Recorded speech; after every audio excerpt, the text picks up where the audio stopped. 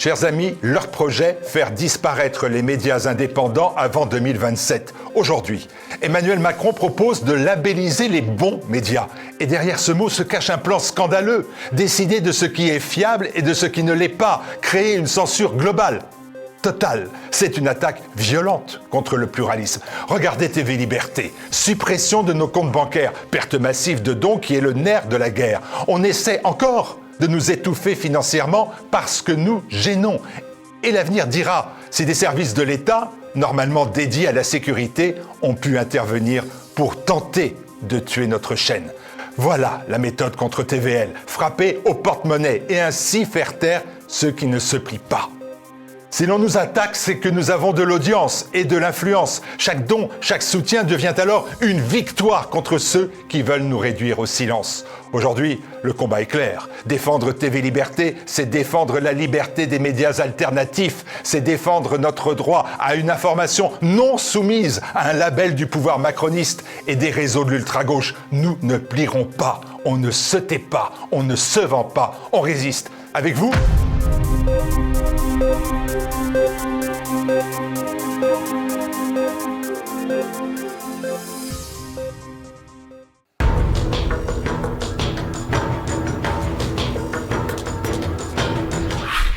On connaît le journaliste, on connaît le spécialiste des violences. Laurent Oberton a été formé par l'histoire et il le prouve dans un nouvel ouvrage fait de fureur et de bruit, de boue et de sang aux éditions Magnus. C'est en vente sur le site tvl.fr. Bonjour Laurent Oberton. Bonjour.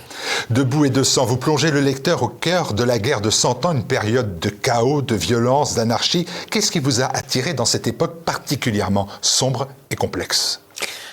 Toute l'histoire de France m'attire, mais celle-ci, je trouvais, avait vraiment plusieurs particularités saillantes que je voulais remettre au goût du jour.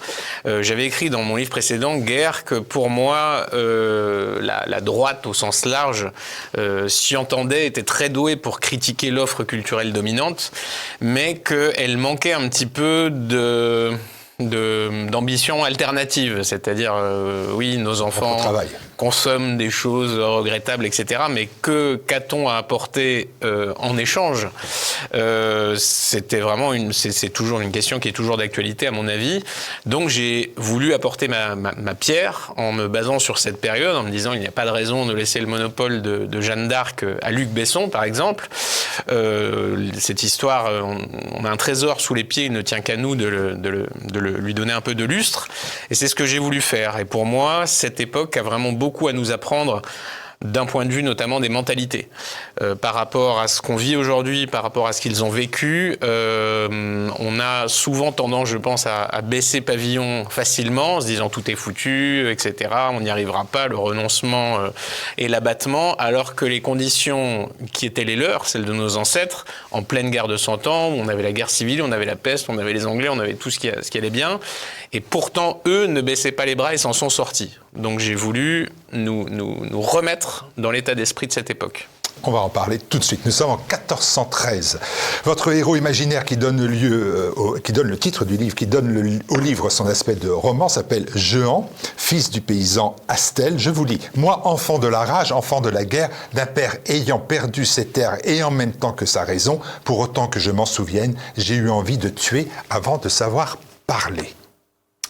C'est un personnage qui a un passif, mais il est dans la norme de son époque, c'est-à-dire que c'est une époque où la mort est partout. La mort est omniprésente. Un enfant sur deux n'atteint pas l'âge de 10 ans, et ça, c'est pas spécialement le contexte de la guerre ou de la maladie, c'est comme ça. Une infection à cette époque-là, une dent mal soignée, c'était l'infection et c'était la mort parce qu'on ne connaissait pas la pénicilline à l'époque. Et quand on a la mort qui est comme ça partout autour de nous, quand on n'a pas l'État pour nous rassurer, on n'a pas ce maître tout puissant, si on en a un qui est encore plus puissant, on s'en remet à lui et on fait face. Il n'y a rien à manger, il faut manger. Quand vous savez pas si vous allez survivre à la journée, ça rend humble, on se pose moins de questions, on a les deux pieds dans le réel et on fait face. Et c'est vraiment, ce personnage est assez caractéristique. C'est que oui, à cette époque, la violence était partout, elle faisait partie de la vie. Et un homme était tenu de défendre lui-même sa réputation, ses intérêts. Et voilà, donc il est à l'image de son époque. Il évolue d'ailleurs entre des chemins qui sont entre l'ombre des guerres, entre la lumière des cathédrales aussi, qui sont très présentes dans l'ouvrage, entre la survie, la vaillance. Et comment vous avez forgé ce personnage qui est témoin et exécutant aussi de ce que vous appelez l'ordre brutal du monde? Lui, c'est celui qui va être un petit peu sous le comment dire ça, dans les coulisses, parce que il est celui que les chroniqueurs ne vont pas retenir. C'est pas une illustre famille, il va pas éblouir le monde comme Jeanne d'Arc l'a fait, mais il va être là, il va participer à ça. Et sans des hommes tels que lui, Jeanne d'Arc n'aurait pas pu trouver l'écho qu'elle a rencontré, n'aurait pas pu faire ce qu'elle a fait, parce qu'il y avait la ferveur, la détermination de ces hommes derrière elle. Donc c'est ça que, pour moi, ce personnage, c'est ça. C'est que c'est l'inconnu, c'est celui qui ne... Si on l'interroge, il ne saura pas dire pourquoi il est là, pourquoi il fait ce qu'il fait. Il le fait parce que c'est comme ça. Au Moyen-Âge, c'était des faiseurs, c'était pas des parleurs. Ils agissaient. Ils pensent assez peu, ils parlent assez peu, mais ils démontrent. Il est vivant. Et c'est aussi une caractéristique de cette époque. Un exécuteur de l'ordre des choses, c'est le terme que vous utilisez, c'est cela? C'est ça. Je pense qu'il accomplit sa mission dans l'adversité, voilà, il essaie d'être à la hauteur, et tous les autres, la plupart des autres personnages en font autant. Encore une fois, le renoncement, il est pas possible à cette époque-là. Si vous renoncez, si vous avez un jour d'absence, c'est déjà trop. C'est un combat permanent au-delà de la survie, même pour la réputation, pour le clan, pour sa maison, pour défendre la vie. Donc il incarne ça parmi beaucoup d'autres. Lui s'illustre un peu plus, mais pas suffisamment pour devenir un personnage historique. Donc je rends hommage avec ce livre à tous ceux qui étaient là et qui n'ont pas laissé leur empreinte visible dans l'histoire. Mais sans eux, nous ne serions pas là. Il fait partie des personnages éblouissants qui traversent l'ouvrage, bien évidemment. Il y a des personnages qui ont existé, comme La Hire, comme Jeanne d'Arc, bien évidemment. On va reparler de chacun d'entre eux. Est-ce que, à chaque fois, c'est l'idée pour vous que la noblesse n'est en fait essentiellement que de la vaillance? Ah oui, plusieurs personnages d'ailleurs ont cette réflexion de dire on peut naître haut, c'est très bien, mais l'important est surtout de vivre haut. Et pour le coup, on peut même naître bas et vivre haut. Et ce héros le montre à sa manière. Il est d'une condition extrêmement modeste, mais à cette époque, la crise a toujours été une opportunité pour les hommes et c'était une période extrêmement troublée, de crise majeure, et beaucoup d'individus issus de la très petite noblesse, comme La Hire par exemple, ou même pas issus de la noblesse du tout, comme mon héros, ont pu s'illustrer et ont pu faire valoir leur abnégation, leur force, leur état d'esprit et ont pu briller dans une époque telle que celle-là. C'est ce que je rappelle aussi à nos contemporains. Il faut voir la crise non comme notre tragique fin, mais comme une opportunité justement de s'illustrer. Dans la noblesse, il y a la vaillance aussi quand même. La vaillance à Azincourt, la noblesse française, ouais, qui meurt, mais qui se bat. Vous êtes un regard peut-être plus mitigé sur le roi lui-même, ou les rois qui se succèdent. À cette époque, ce qui est spectaculaire, c'est qu'on ne peut pas dire que les clercs étaient des traîtres ou que les nobles étaient dévoyés, etc. Au contraire, ils tenaient absolument à montrer l'exemple. Et Azincourt, c'est aussi pour ça que c'est une défaite française, parce que chacun veut être en première ligne. On ne pouvait pas être noble et concevoir les choses autrement. On était élevé pour ça, fait pour ça. On devait prouver sa vaillance, on devait défendre ces gens, sinon c'était... l'honneur était la vertu absolument cardinale. C'est un petit peu disparu du paysage et c'est dommage. Parce que quand on pensait que notre réputation, notre honneur dépendait vraiment de nos actes tout le temps, pas seulement pendant 1 heure sur les réseaux sociaux. On se comportait beaucoup plus dignement, beaucoup plus profondément, avec beaucoup plus de conséquences. Et pour moi, beaucoup de ces personnages qu'on a critiqués par la suite en disant ils exploitaient les petits, etc., c'est pas vrai du tout. La légende noire du Moyen-Âge est vraiment tragique à ce niveau-là. Effectivement, le roi n'est pas, lui, au-dessus de tout reproche. Et à l'époque, il n'est pas du tout ce monarque absolu qui piétinait tout le monde. Il était un grand parmi beaucoup d'autres et sa force dépendait des chevaliers, par exemple, qui était un ordre qui n'était pas soumis si facilement, c'est un ordre très craint et très puissant. Donc les contre-pouvoirs existaient à cette époque. C'est aussi ce qui était intéressant. Comparativement à notre période, chacun pouvait avoir sur sa vie une incidence réelle, bien plus importante. Alors sur cette trajectoire de Jean Jehan, défilent des personnages, je l'ai dit, absolument passionnants, ceux de la guerre de 100 ans. Il y a Étienne de Vignolles, dit La Hire, compagnon de Jeanne d'Arc, et puis bien évidemment Jeanne, sainte et héroïne de la patrie. Est-elle pour vous d'ailleurs le symbole du courage et aussi d'un terme qui à l'époque ne veut pas dire grand-chose, mais qui aujourd'hui a une compréhension très forte, patriotisme?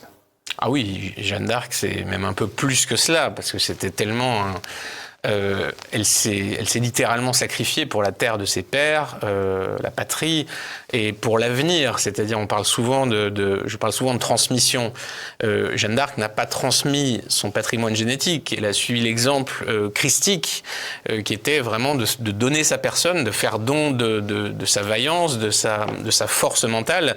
Et elle a réussi. Les historiens, même les plus prudents, admettent quand même qu'elle a eu un rôle tout à fait majeur, pas forcément d'ordre directement militaire, elle n'a pas donné un seul coup d'épée, mais parce qu'elle a incarné la volonté française de remporter cette guerre qui était épouvantable.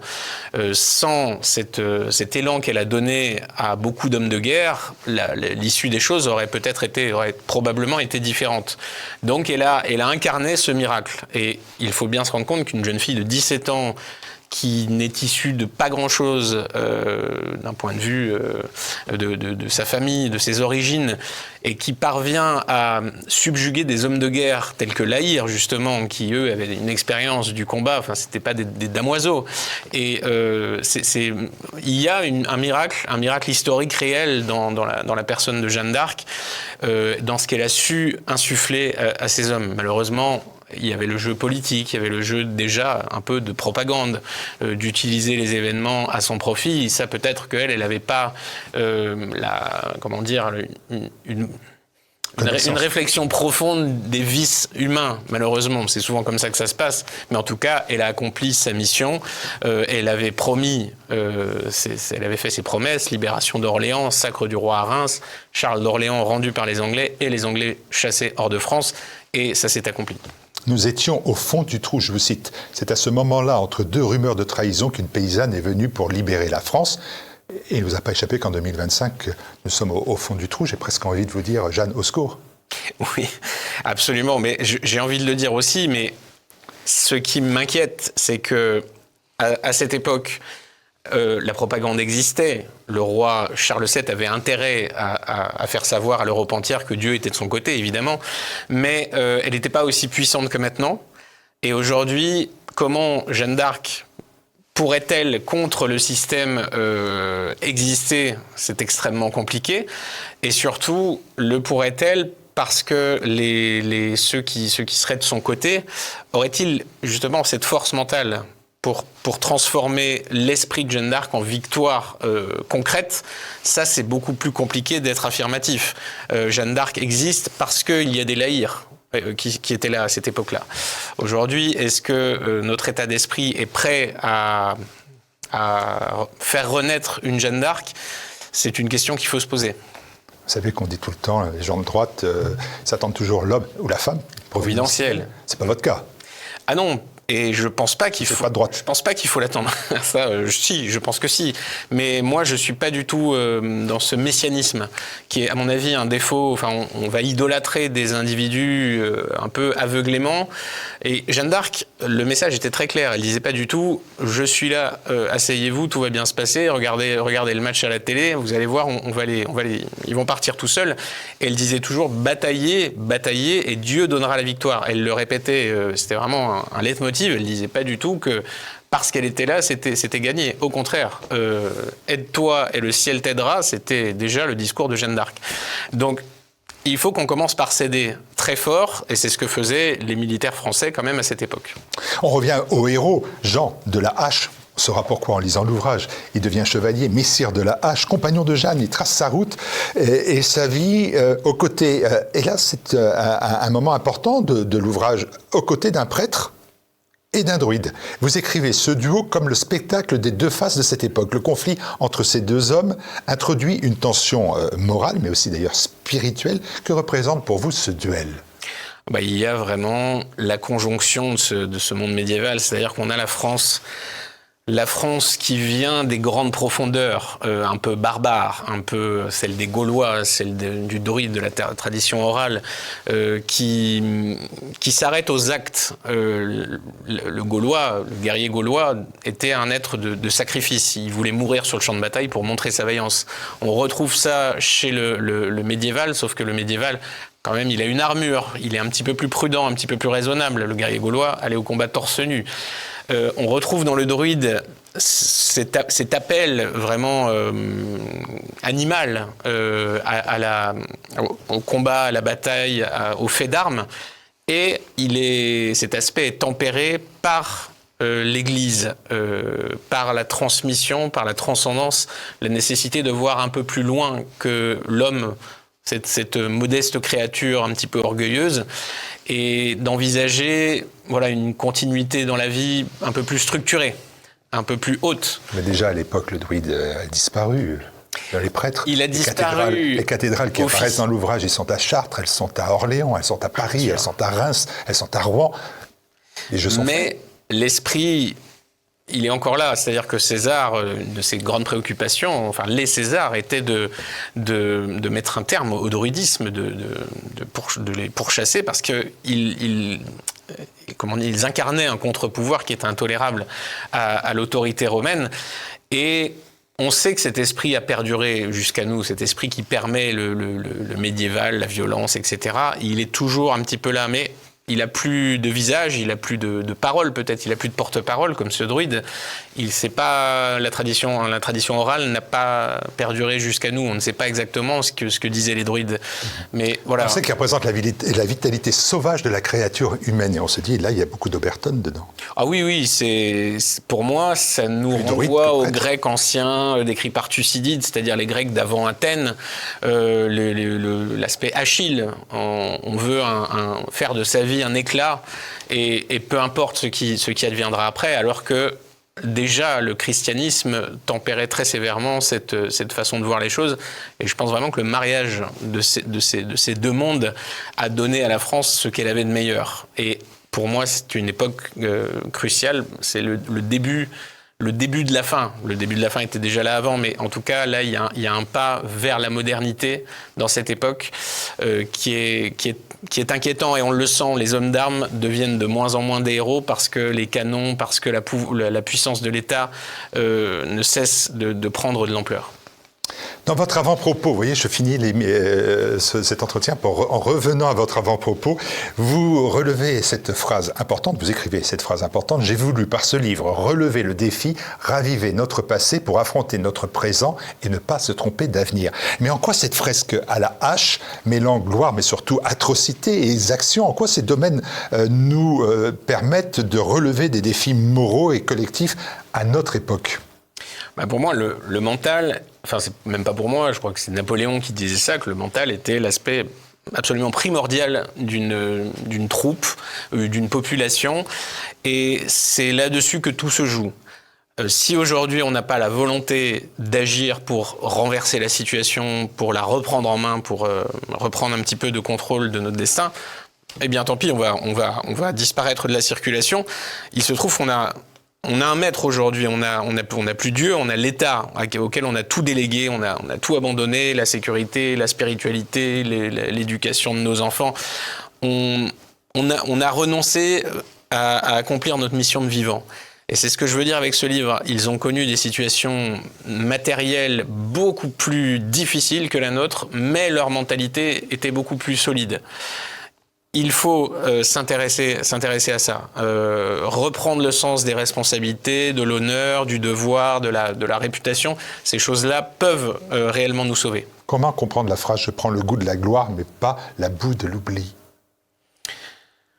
La boue de l'oubli, c'est celui qui va se contenter d'être une créature, justement, qui va, voilà, il est là, il vit, il meurt, et c'est tout, et il accomplit ses fonctions élémentaires, rudimentaires, sans avoir cette étincelle au moins exemplaire. On ne lui demande pas forcément d'accomplir sa mission de vivant qui est de perpétuer les lignées. Évidemment, il faut le faire.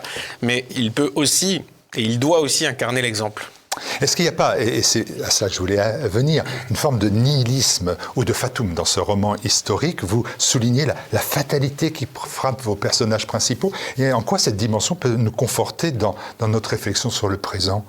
Je ne crois pas. C'est que à toutes les périodes aujourd'hui, on ne peut pas maîtriser ce qui se passe.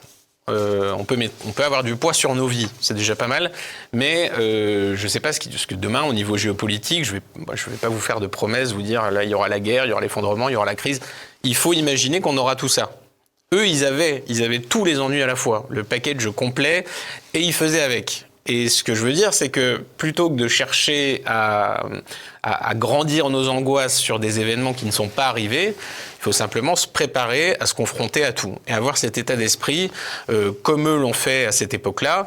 Et c'est comme ça qu'on se sort des situations. Même si, je ne dis pas qu'on va forcément gagner ou résoudre les problèmes, mais si on a cet état d'esprit et si on essaie, au moins on pourra dire que notre humble mission sera accomplie. Finalement, Laurent Oberton, Debout et de sang prolonge chez vous votre vision viriliste et presque sacrificielle de l'homme, où la dignité et la survie passent par l'épreuve, la violence. Ça ne fait pas un programme politique pour 2027, ça. Non, je sais que c'est pas trop dans l'air du temps. Mais moi, je pense qu'il faut faire comme ça. Il faut voir les choses virilement. C'est pas du tout masculinisme et excluant pour les femmes, parce que je rappelle, Jeanne d'Arc est l'héroïne principale de cette période. Mais de pas avoir peur de se confronter au réel, d'arrêter de vivre dans la peur. En acceptant de payer le prix du réel aussi ? Parce que l'accepter, c'est aussi le payer, le prix du réel. Hein. Ah oui, évidemment, mais ça a un coût, de toute façon,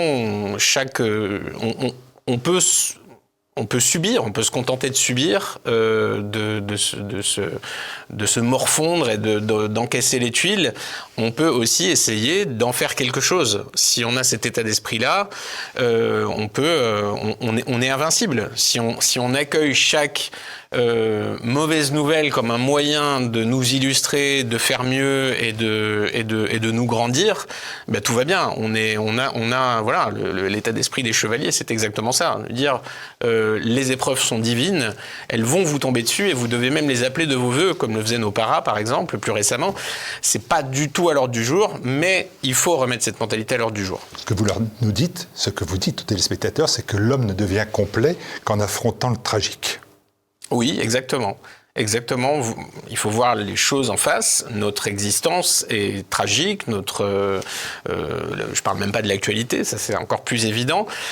Mais à partir de là, soit on est triste et on trouve ça trop dur et on renonce. C'est un petit peu ce qui se passe à l'échelle continentale. On voit les courbes démographiques, on voit l'apathie généralisée de nos concitoyens qui se font posséder, je trouve, par les gestionnaires du parc humain et qui s'en contentent.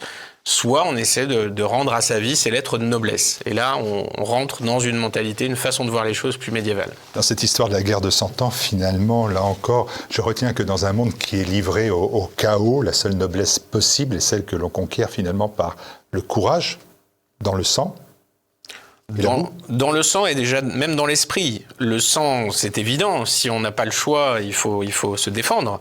Mais surtout, il faut avoir beaucoup plus de solidité spirituelle et mentale qu'aujourd'hui. Aujourd'hui, le combat n'a même pas lieu et on voit déjà les vaillants imprécateurs d'Internet qui refluent dans leur tanière au moindre mouvement ennemi. Enfin, il faut complètement revoir notre façon de penser. On sera beaucoup plus fort si on a un état d'esprit de combattant, d'avant-gardiste, d'avant-garde même, que celui qu'on a actuellement, qui consiste simplement à reculer, éviter les coups, se tenir à l'abri de toute chose désagréable.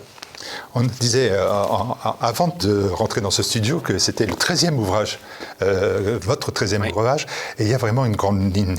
Toujours une colonne vertébrale dans ces 13 ouvrages qu'on retrouve, c'est le même message finalement que vous délivrez à chaque fois.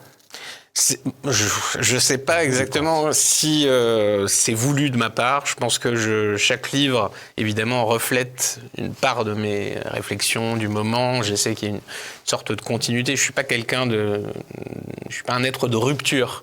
Il va dire j'ai une illumination, ma vie mentale a changé. Je suis très prudent avec tout, avec tous les discours, tous les individus. Donc je suis peu enthousiaste. J'essaie de lisser les chocs et d'avoir une vision continue qui évolue par petits aspects. Je pense que c'est comme ça qu'on fait une civilisation aussi. Et donc je ne sais pas encore où demain me mènera dans l'écriture. Ça dépend pas. Enfin, j'ai du mal à avoir une vision. On pense que je maîtrise mes personnages, que je maîtrise mon écriture, mais souvent l'auteur, en réalité, a bien du mal à se lire lui-même. Il s'écrit et quand il se relit, il est parfois étonné de ce qui est sorti de lui. Et c'est un petit peu mon cas, je pense aussi. Jean Lahache, Laurent Oberton, même combat? Il y a forcément du moi en lui, du lui en moi. C'était déjà le cas avec Guérilla. Hein. J'étais dans certains personnages, un peu plus dans certains, un peu moins dans d'autres. Tout l'humain m'intéresse. J'essaie de comprendre, une démarche qui est à mon avis pas très partagée dans notre camp politique, mais j'essaie même de comprendre nos ennemis les plus radicaux, de me mettre dans leur tête parce qu'ils sont des machines humaines, il y a un fonctionnement, il y a une logique. Et je pense que c'est très utile de les disséquer, de les comprendre. Voilà, c'est un livre qui a déjà un très beau succès et la noblesse se conquiert donc par le courage dans la boue et le sang, la boue et le sang aux éditions Magnus. Merci Laurent Oberton. Merci beaucoup.